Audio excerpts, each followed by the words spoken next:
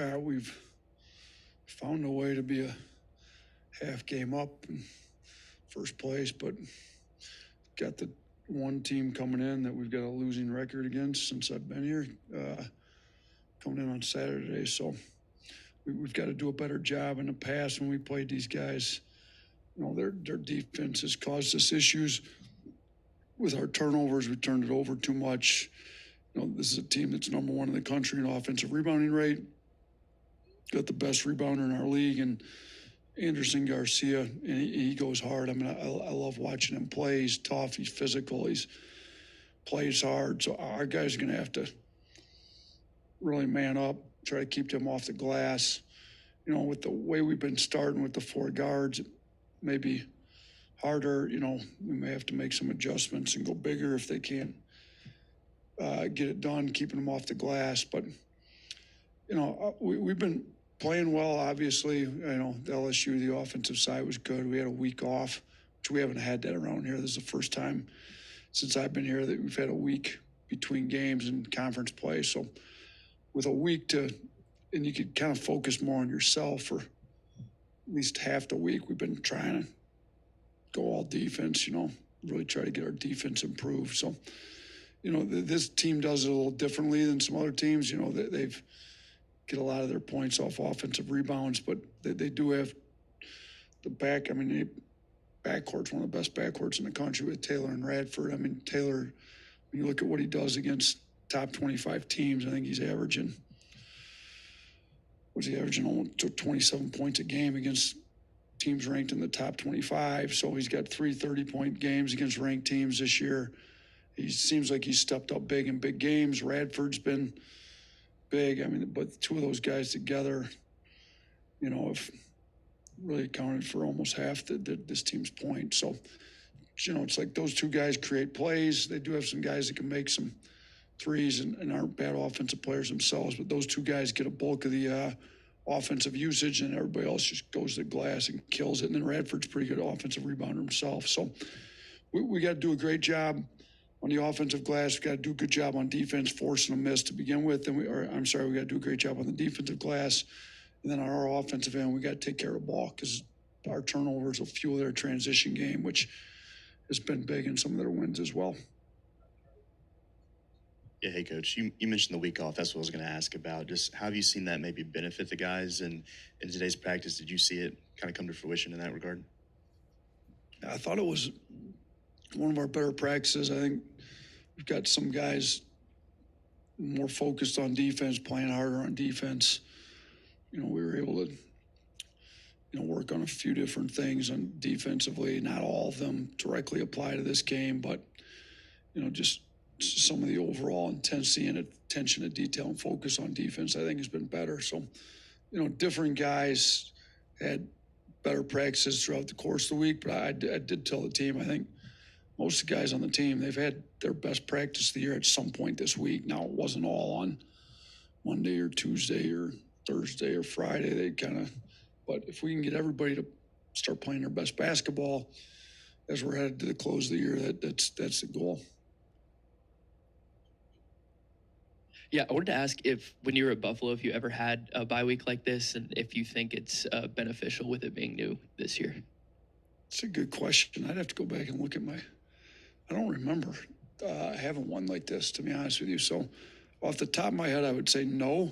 And to answer the second part of the question, yes, I did think it was beneficial. It's, you kind of get your legs back up under you. We gave him Wednesday off instead of play. Typically, we played Saturday. We gave him the typical Sunday off. If you play Saturday, Wednesday, our typical schedule is off Sunday, practice Monday, Tuesday, play a game Wednesday, practice Thursday, Friday, off Sunday. So we went off Sunday, practice pretty hard Monday, Tuesday, game totally off Wednesday, try to get them rest, and then went a lot lighter on Thursday and Friday to try to make sure their legs are under them for the stretch run. 3 weeks from tomorrow, there'll be an SEC championship, or champion crowned, I should say. Like, that regular season's over 3 weeks from tomorrow. So it seems like it's flown by and we're getting close to the end, but we want to make sure that guys are fresh. But it also gives you a week we've been able to focus on some special situation type stuff, and just whatever you may be struggling with when you got a week between games, you can kind of focus on that.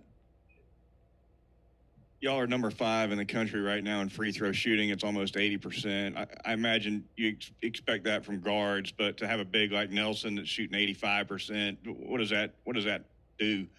Yeah, no, it's great. I mean, when I got here, one of the things everybody asked me about was, how are you going to fix the free throw shooting? Well, best way to fix the free throw shooting is recruit some shooters. We tweak free throws here and there, and we do put them in pressure situations in practice and do different things. But we're shooting the three pretty well. We're shooting free throws pretty well. It helps a lot having a 6'11" guy. I mean, Grant was over 90% about halfway through the year, so he's dropped off a little bit here lately, but still be at mid-80s for one of your bigs. Your starting center essentially is how we're playing him now is huge. And really, outside of two guys on the team, everybody's up pretty high. I mean, Sam's one of our best shooters. I kind of joked on the other day. I'm like, Sam, you're the 7th best free throw shooter we got on the team. Like, if you go look, I mean, he's an elite shooter, and it's true. I mean, Reitzel shooting, between Reitzel, Nelson, Sears, Estrada, Rylan Griffin. Like, we've got a lot of good free throw shooters. So I didn't realize we're 5th in the country in free throw percentage. If we could get Diabate to make a few free throws, we get up to number 1. That's the project right now. We gotta get Nick and Mo making their free throws up higher like everybody else. You have the tournament committee's top 16 coming out while you're playing tomorrow. The top 16 seeds there. Just what does that mean to you, and to have really be in that conversation 3 of the last 4 years? What does that mean for the program? Yeah, I think it shows where you've gotten the program to. It comes out tomorrow, and then is that 4 weeks from the next day, a month before? Is that what it is? So you got 4 weeks till the selection Sunday. Like, wherever we end up being, and I would assume that we'd be somewhere in that 16, we've still got a month of basketball left before selection Sunday. So, hopefully, I don't know, when's it coming out, at halftime of our game or something? Right in the middle of the first half. I'll find out after the game. Then I won't be focused on that too much come 11:30. Craig, I don't think Greg's allowed to tell me much. He tells me when he's going to be at the committee meetings, and we've talked about, what they look for, that's more off season, like scheduling stuff and all that. I don't know. I'm going to be honest with you, Greg hasn't told me, so I don't think he's allowed to. So I'll find out if we're in it, where we're at, what seed, all that after the game. And then from there, you got to try to improve your seeding. So, like, who can improve it from then till 4 weeks later? So we just got to be playing our best basketball come March. You mentioned A&M's backcourt. You've also mentioned in the past how the guard defense needs to be better on your end. Is this kind of like a benchmark game, and getting a week to also prepare kind of help highlight that challenge? Yeah, I think it is, to be honest with you. Our guards got to be better, and we facing 2 really good guards in Taylor and Radford. And we got to be able to guard them.